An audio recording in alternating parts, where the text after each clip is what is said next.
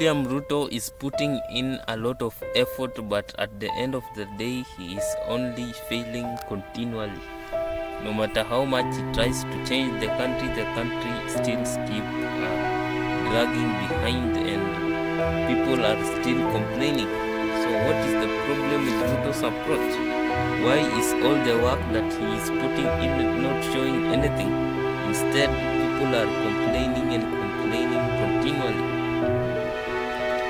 In particular, we saw the president ban what we call a foreign debt. That is, he does not want this country to anymore procure debt from foreign nations. But is this going to work, or is this just another way to delay solving problems, or rather to make scapegoats of problems or make excuses instead of dealing with the root of the problem? First of all, let me say this, that money does not have a soul, and money does not have any willpower to do anything. It only does what it is commanded by man. So Kenya has been receiving a lot of capitation from foreign countries in the name of aid. In most cases, once this aid comes to the country, politicians find themselves misusing the money, misappropriating resources, and the money is gone and no one can explain what happened, and they are stuck with the chains of debts. It is like a man who goes to the stream with a bucket that has holes on the bottom. The man will get a lot of water at the stream, and by the time he is home, he has nothing. This is exactly what is happening in Kenya. So if the man changes from the stream and now goes to get water from the lake with the same bucket that has holes on the bottom, the same thing will happen. No water. The man will reach home empty, and probably he will not be able to supply his wife the water to prepare food with. This is exactly what is happening to this country. It is irrelevant where the funds are coming from, whether the funds are coming from foreign countries or coming from domestic resources. If we keep having politicians who are wasting resources carelessly and misappropriating monies, we are just going to end up in the same hole, the same deep financial hole and deep financial mess. So the problem is not even money coming from outside. The problem is not even that Kenyans are not paying enough taxation. No, the problem is in the politicians themselves, especially in what I call a political brotherhood. This is where politicians cover for each other, and especially politicians who come from the same party or the same coalitions. They are more willing to let go of the sins of the other one, and in order to maintain our political friendship. So this is the problem that this country is facing, and it's not just the problem of not getting money. It's the problem, how is this money being utilized after it has been acquired. As long as the money keeps on going and cases keep on dragging in courts for decades, there will be no change. In fact, what will happen is that the cost of living will continually go high to an extent whereby it will become unsustainable. People will not be able to maintain government.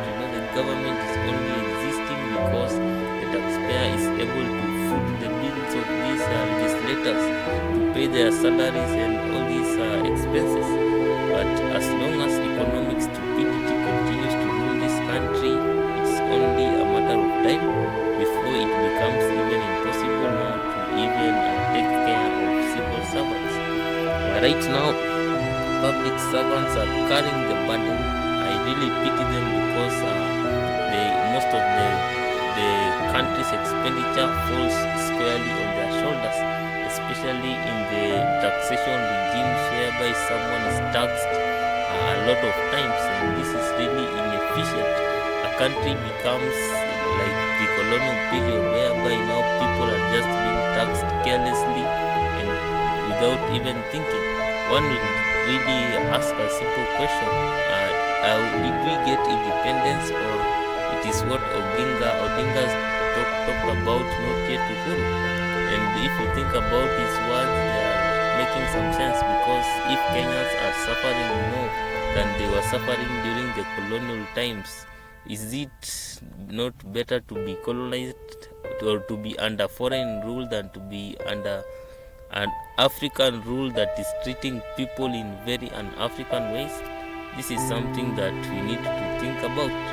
Did the Europeans go, or did they replace a black European? These are things that we need to think about, and the legacies of the history of this country, especially in regards to political leadership. When we put economic stupidity at the national table, the result will be the same. Problem after problem. The value of the dollar keeps plunging up even after the Saudi deal was signed. So the question is, was there any need to go for these deals, or are these deals concluded under individual families? Do these people use their positions in power to give deals to others and deny deals to some? These are some of the issues that are causing a lot of economic issues and problems in this country. And as long as the president is not tall enough to face these issues, it does not matter whether he puts as many taxation policies as he wants. The problem remains unsolved, and that problem is lack of ethics, lack of public accountability, wastage of public resources, and political friendship overrides political values and efficient economic values of governing a country. As long as we are still suffering under the lack of this, it does not matter how much we get. It will never matter, because it is always being wasted. Like the boy in the stream, it does not matter how much water he takes. This water will continually be wasted because of the bucket is empty. Is as also in the bottom, the bucket is ruined. The bucket in this country are the politicians, people who are in charge of, keeping resources, people who are able to act as the voice of the people. If they keep wasting resources and putting their cousins, brothers in their offices and doing all that stuff, those are broken buckets, and the result will be the same, and the peasants will keep weeping continually as the problem continues to recycle itself. Unless Ruto is courageous enough to take the step of courage. Very, very few people and very, very few presidents have been able to stand up and say the truth and be firm in dealing, so that these people that are corrupt are eliminated naturally and we have a better country. As long as we continue to find scapegoats and taxing people more than necessary, there will be no solution. Problems will continue upon problems. Thank you for watching this video. Like, share and subscribe. I've mentioned that Kenya is not highly taxed, because I think, I don't know, Tunisia, Morocco, they are taxed more. Their tax to GDP is higher. How do you compare Kenya with some of those countries? The average salary in Tunisia is 176,000 a month. Average salary in South Africa is 187,000 a month. Average salary in Morocco is 263,000 shillings a month. The average salary of a Kenyan is 22,000 shillings. How do you compare light and day? Mr. Speaker, let us talk the truth. Mr. Speaker, when I listened to this team when they were speaking during the Kenya Kwanza team during the campaigns, they talked about raising the hustlers. In this finance bill, there is a proposal to tax welfare groups. Welfare groups are those chamas of our women when they put money together, Mr. Speaker, so that they can do table banking. 1,000 shillings each, they put it together, then it is taken by one. Now this team wants to tax that money, take money that these women have worked hard for, the hustler women of this country, the mamamboga, the boda. Can you people be fair to Kenyan members? Let us stand up and oppose this bill, all of us. The voters are watching. The voters are watching. And I can tell you, Those people that you are respecting so much, when you lose the next election, they will not pick your call. And by that time, even these positions of cabinet, I don't know, CASs, we will have fought them, we will have removed them. They will no longer be there.